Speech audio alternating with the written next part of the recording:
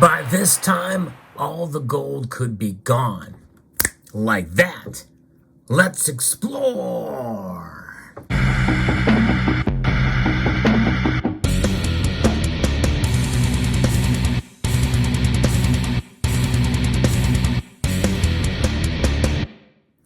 Think about it for a moment. If somebody put that much planning and effort to steal $20 million worth of gold and other valuables, don't you think they would have thought ahead on how to liquidate that gold and valuables very quickly? You bet your bottom they would. Let's talk about it in this story with new details on the stolen $20 million in gold from Canada's busiest airport, the Toronto Pearson Airport. This comes to us from CTV News. It emerges about who was coordinating this $20 million shipment stolen in the Toronto gold heist. And who it is a private security and protection company, Brinks. Who would have thought? Yes, they're very popular, very famous. Everybody knows who Brinks is. And they were coordinating the shipment of a $20 million worth of gold and high-value gold goods when they were stolen from the airport, Toronto Pearson International Airport. So Brinks Company, the corporation responsible for the transit of valuable goods, confirmed to CTV News on Monday they were coordinating the shipments on April the 17th. We continue to work with law enforcement officials on their investigation. Dana Callahan, who is the vice president of corporate communications at the Brinks Company, told CTV News Toronto in a statement on Monday afternoon. At Brinks, if assets are lost at any point during transfer, we reimburse our customers in accordance with our contract terms. That could play a pivotal role as to how this, as to the motivation of this particular crime. While Brinks was coordinating the shipment, a source told CTV News Toronto last week Air Canada was in possession of the goods when they were stolen. The goods arrived on an Air Canada flight earlier in the day, the source said. Peel Regional Police said the aircraft with $20 million worth of valuable goods on board arrived at Toronto Pearson Airport in the early evening, and as per normal procedure, the cargo was unloaded and taken to a holding facility. Pretty simple. Now, for those of you who don't remember, I might be getting ahead of myself. In case you don't know, Canada's largest gold heist had occurred a couple weeks ago here now. And I did a video outlining what had happened here. In fact, I got the most ever communication from this community about this story, and that's how I found out about it. It is quite big news here. A $20 million heist. Now, this is likened to the theft of the Canada dollar, Canada largest gold coin, which I think was 200 kilos, if I'm not mistaken.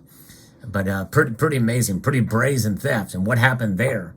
Well, I'll tell you what happened there when we get to this part of the story, because more than likely what happened with the Canada gold coin is the same fate that this gold is going to have.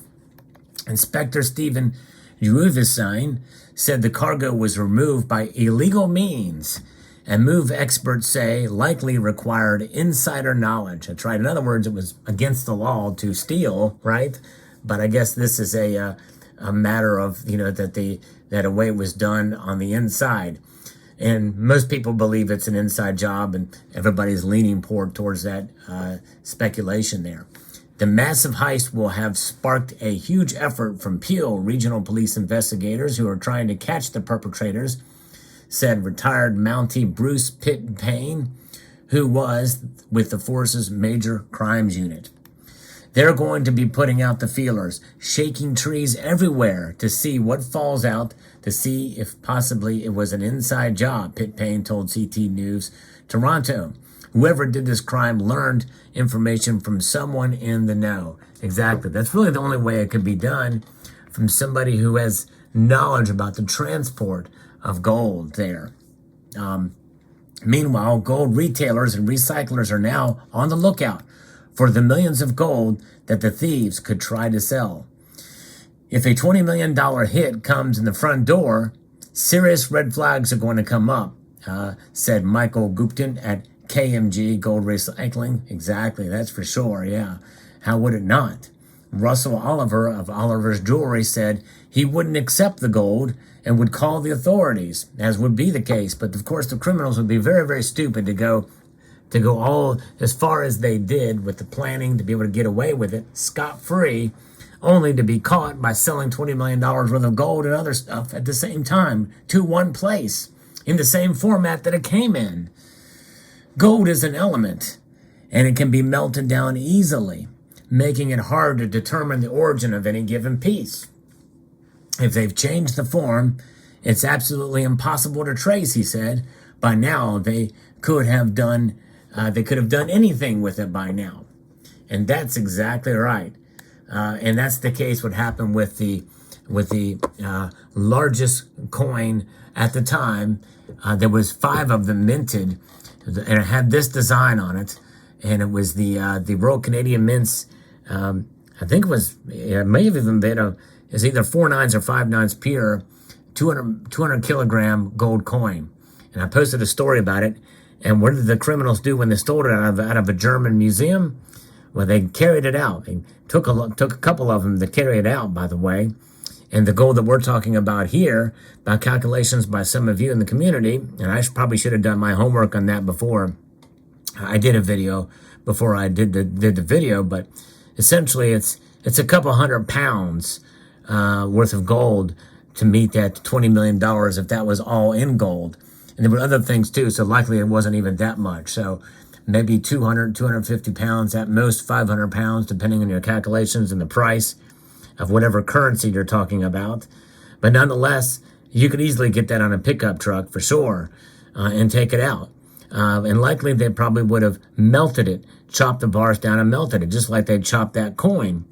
And they would have gotten away with it, but insider information, well, the huge challenge of selling that amount of gold in small chunks means the circle of people involved in this audacious theft could grow, and that could provide police the source of information they need, because you get somebody who's going to be accepting, a couple ounces here and there. Hey, sell this for me. I'll pay you double spot price for it or whatever, that type of thing. Who knows?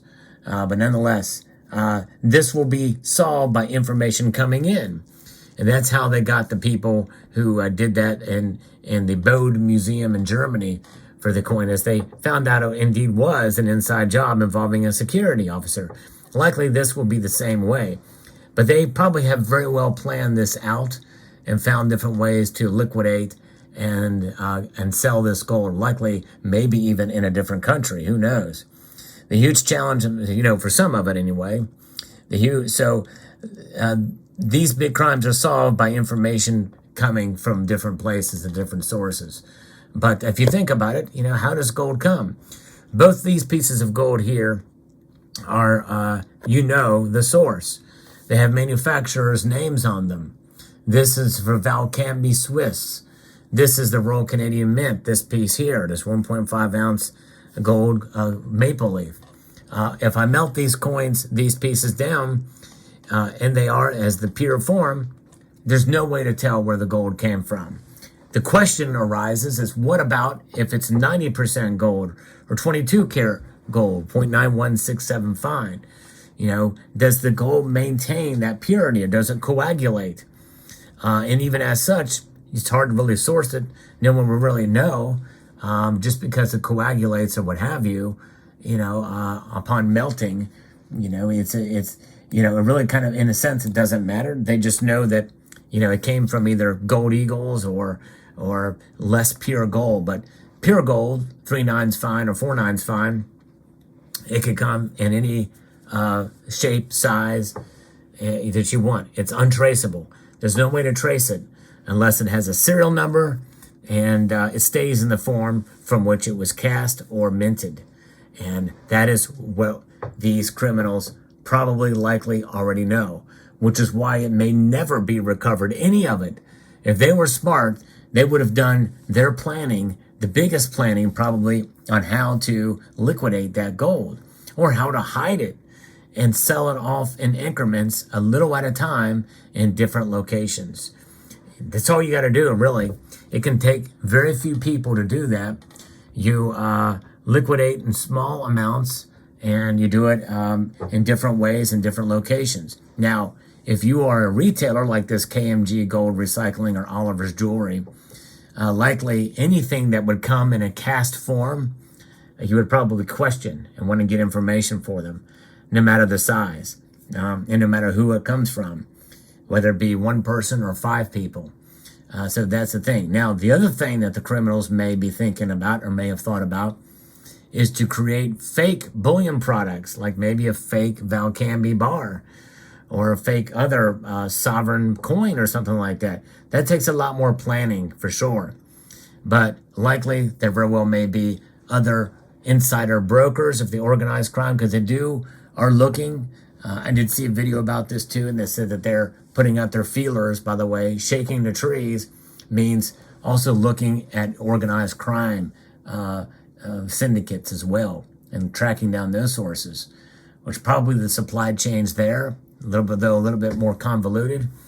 Likely some of that stuff could be found, and also do not underestimate them to sell online and in other avenues, in the black market, on the dark web, even on Instagram. Stay tuned. You may find them trading and trying to sell some of this stuff on Instagram or some other social media platform, or Craigslist or what have you. You very well could find some of that stolen gold being sold in 1 ounce or less, or 5 ounces or less in a neighborhood near you. You just never know. But a fascinating story, and it just tells you that gold is the ultimate way to be able to have wealth, and it can be moved around in a variety of different ways if it's melted down and untraceable. Let me know what your thoughts are on this story. I hope you found this video insightful, informative, and educational. I'd like to extend a multitude of gratitude to you all for taking the time to watch, and to encourage you to please rate, share, comment, and subscribe.